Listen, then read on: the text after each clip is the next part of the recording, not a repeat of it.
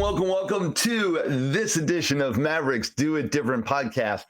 I am so excited to have you here because this is where we think different, be different, do it different to create different results in our world, in our life, in our society, in our community, and in everything that happens to build our legacy.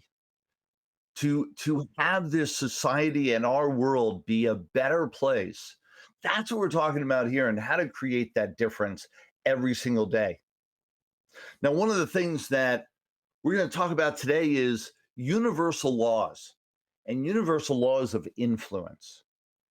You see, how you often wonder how people get things moving, get things going. You see huge success stories, and you wonder what is it that they got? What is it that they do that is different than what you might do, different than what you're experiencing in your world? And it might make you scratch your head. And I know it did mine. Over the years, I always wondered what it was. And then I got clear and I started studying. I started sharpening my axe. And I talk about this a lot, is that you've got to put in some of the work. You've got to put in some of the heavy lifting in receiving this information to make it real for you, to create the magnitude in your world that you're looking for. And so I work with people now all around the country and around the world in helping them get clear with what skill sets they need, what is it they want to design, and how to bring this information right to their doorstep to create it. And so one of the things that I look to create is that understanding of influence and persuasion, because it's not by accident that the people get famous, get successful, create abundance in their life. It is through the understanding of this concept of influence. And one of the things that I want to share with you is universal laws. Now, what are universal laws? Universal laws are laws, things that happen all the time that are absolute, that not only happen all the time, that are absolute, but happen no matter what, no matter who you are, no matter what you do, no matter what your social economic status is, no matter where in the country you live, these laws are absolute. They work every single time.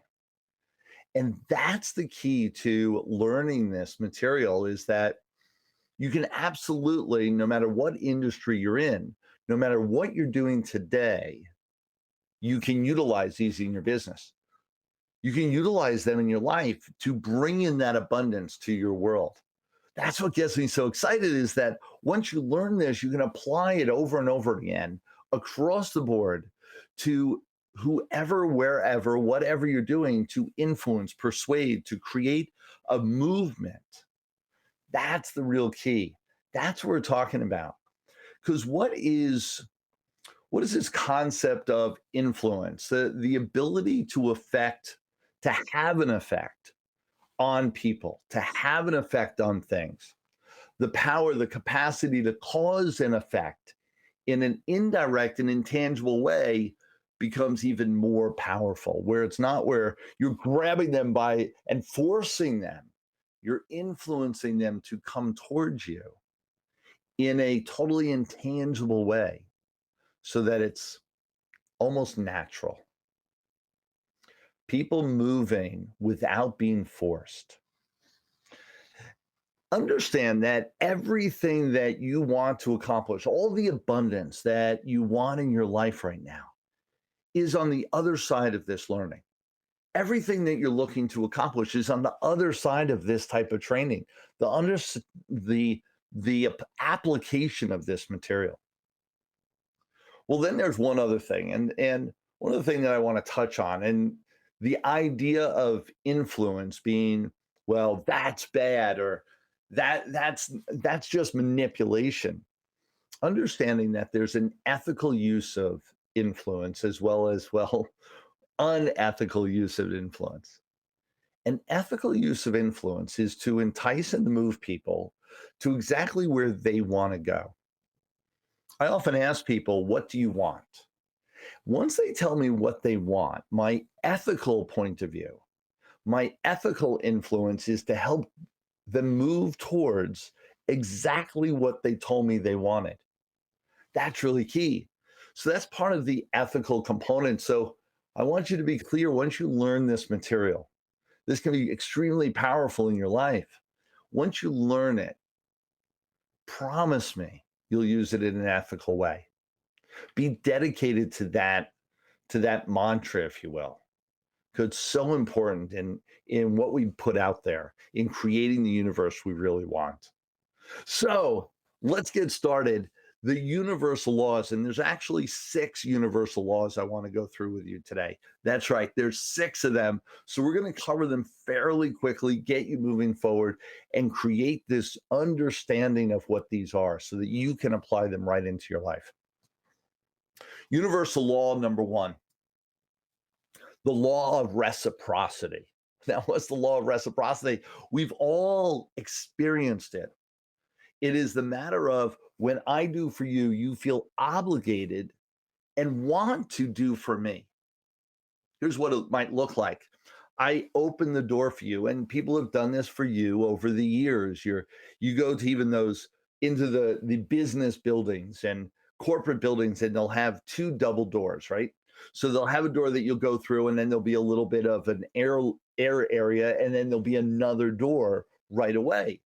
So if you ever walked into a store, walked into a corporate office, and someone is ahead of you and they open the door for you, you automatically want to open the door for them, the next door that comes up.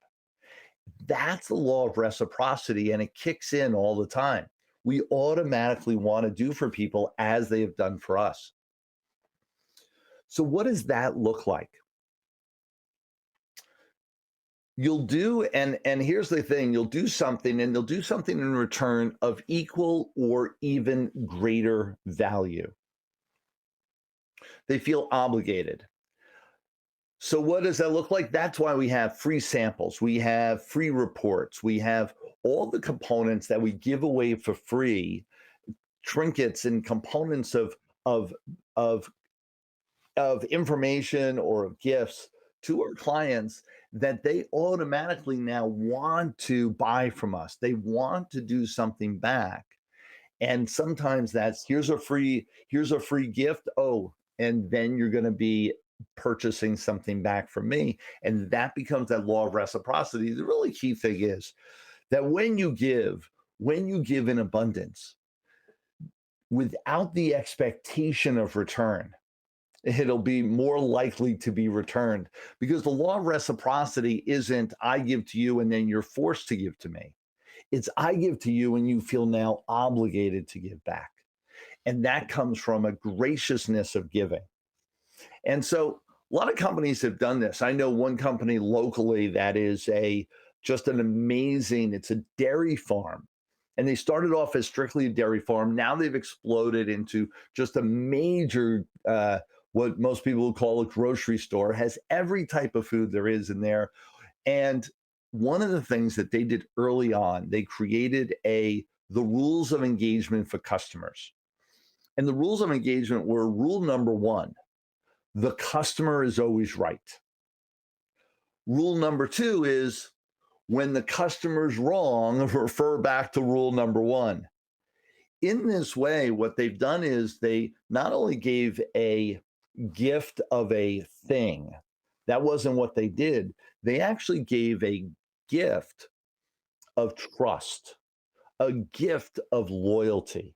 Now imagine this. Imagine selling milk, selling fruit, selling vegetables, things that are some of the most fragile of products, and having a policy where anybody at any time could bring it back and we'll give them a full refund, full money back.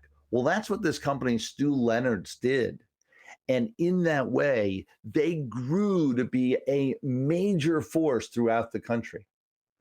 Stu Leonard's, absolutely a major company, all based on the premise of this law of reciprocity, where they gave trust and then all their customers gave trust back. Meaning that they didn't automatically want to lie or cheat or steal by returning things that they didn't use. They only utilized that policy when it was absolutely the product wasn't good when they bought it. And that's how the law of reciprocity works, is you give and in kind it you get. The next one that I want to cover is the law of commitment. The law of commitment states that once you have made a commitment, you will justify it and act in support of it. You're more willing to move in a specific direction when it's consistent with an existing commitment. So, what does that look like? Job applicants, people that go for job interviews these days, this is utilized all the time. What happens is you're committed to a job interview. You then get committed to another job interview. You then get committed to another job interview. Because of all those job interviews that you've been committed to, what is the purpose of that job interview? So, one company, for one job, they'll have you go through 3, 4, 5 different interview processes. Interview with the first layer of support, then you're going to interview with the president or a vice president or a manager, multiple different people.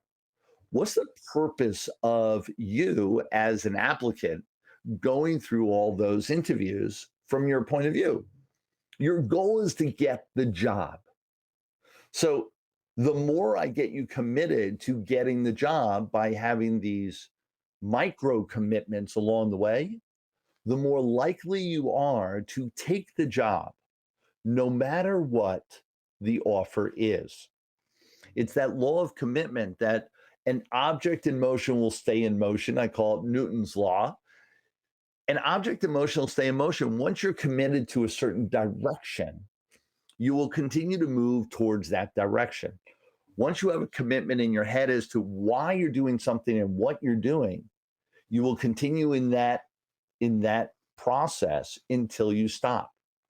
This happens with people that are in real estate deals, for instance. They'll be committed to buying a piece of property.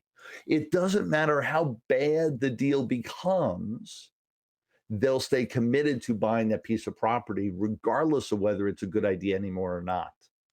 That's that law of commitment. So I've been talking some of the ways it's happening in our universe, if you will. So small commitments lead to larger commitments. How to utilize this in your influence, persuasion, sales process. In this process, you're going to actually have people say yes. Say yes to coming to a meeting. Say yes to accepting a offer. Say yes to accepting a free download. All these little micro commitments, get them to the point where now they're in front of you and you're asking for a larger commitment. An object in motion will stay in motion. That is the cornerstone of the law of commitment. Get them committed to small things. They will automatically say yes to the big ones. Law of commitment. The next one, universal law. Again, these laws happen all the time, and it'll work across the board in every industry. Law of authority. I love this one because law of authority is all about people are willing to follow people that they perceive. So people are willing to take directions, recommendations, absolutely directive communication from people that they attribute a level of authority, a level of expertise to. So it's why, for instance, there are doctors wear their white lab coats, and why professionals will dress up in a suit and tie, and why police officers will have uniforms and military will have uniforms. As soon as people see the uniform, no matter what it is, they'll be seen as an expert. They'll be seen as a person of authority, and people will automatically listen to them.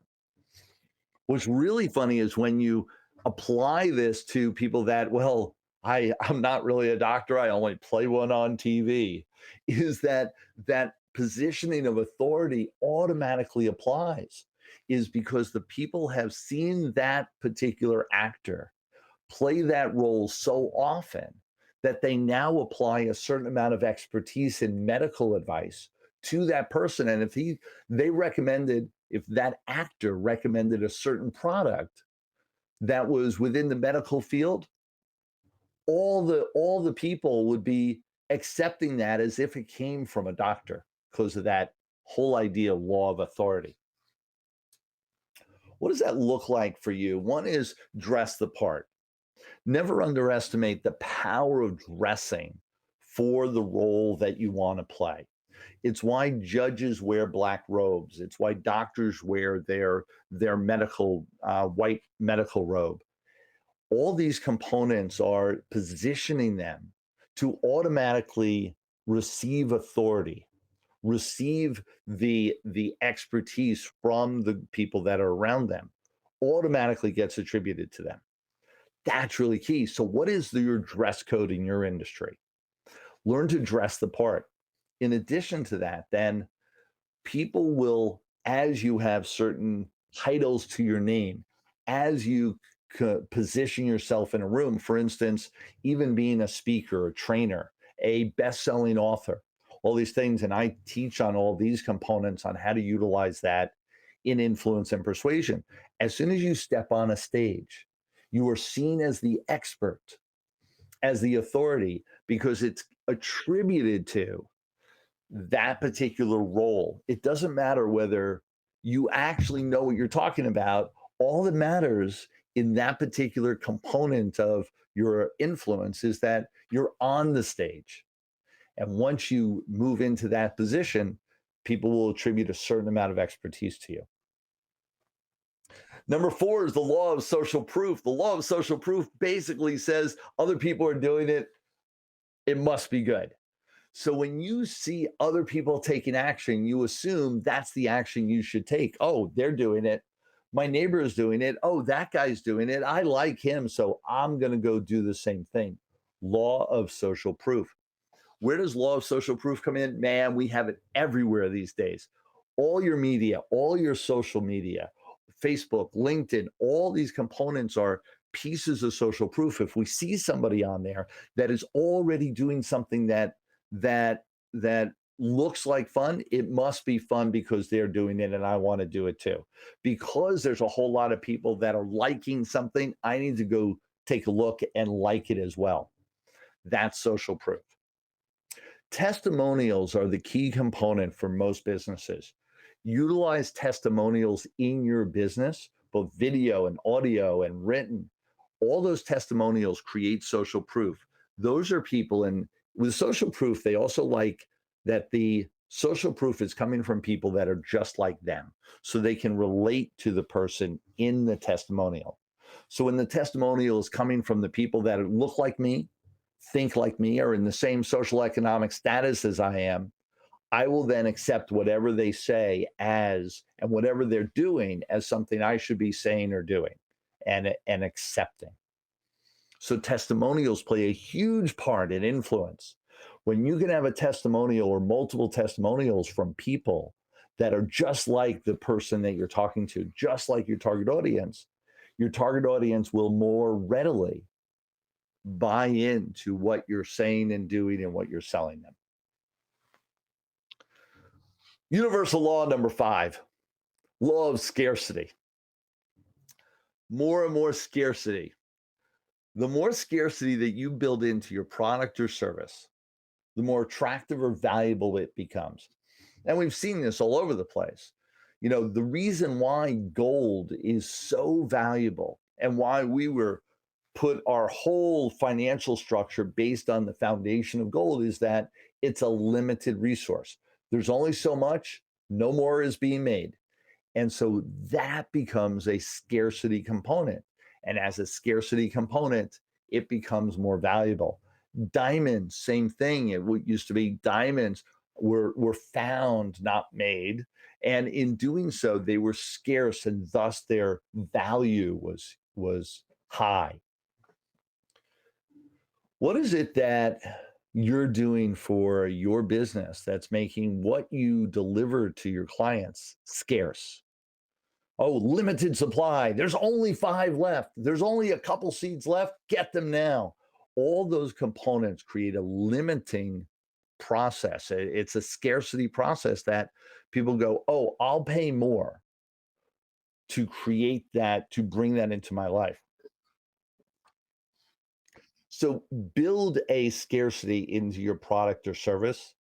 There's always a way, and there it can be absolutely true and real. Only make sure that there's some form of scarcity in the component, in the offer, and what you're doing, because they absolutely will attribute more value to it, and they'll be more likely to run to the doorstep of your offer when there's a scarcity component, either with time or with numbers available or with special offers that are only available today and today only. That's scarcity. There's one last law number 5 that I want to talk about, and that is likability. Likability is one of those, well, underlying sources of influence that, well, for some people, it eludes them. And it's one of those that is one of the most intangible. How do you know that you're likable? And how do you create that? Well, oftentimes it's something that for many people it comes naturally to them, and for there's so many people that some of you may know it doesn't come naturally at all. Only to really understand and focus in on, people buy from people that they know, like, and trust. People buy from people that they know, like, and trust. They like people that are like them. They like people that they like, that have the same values, the same principles, that have the same activities in their life, that will do the same things. This likability becomes an attraction factor, and that attraction factor creates influence, creates persuasion. As people, as I like you more, I am more likely to go out of my way to do business with you. As I like you more, I am more likely to want to engage with you more readily. As I like you more, I am more likely to figure out a way to do business with you, even when it's not self-evident. I've seen this over and over and over again in my career, where people say, I just want to figure out how we can do business together. I like you. I like hanging out with you. I like spending time with you. That becomes really key. So how can you become more likable? How can you, and these are the questions to ask yourself, how can you be that person that people want to do business with no matter what?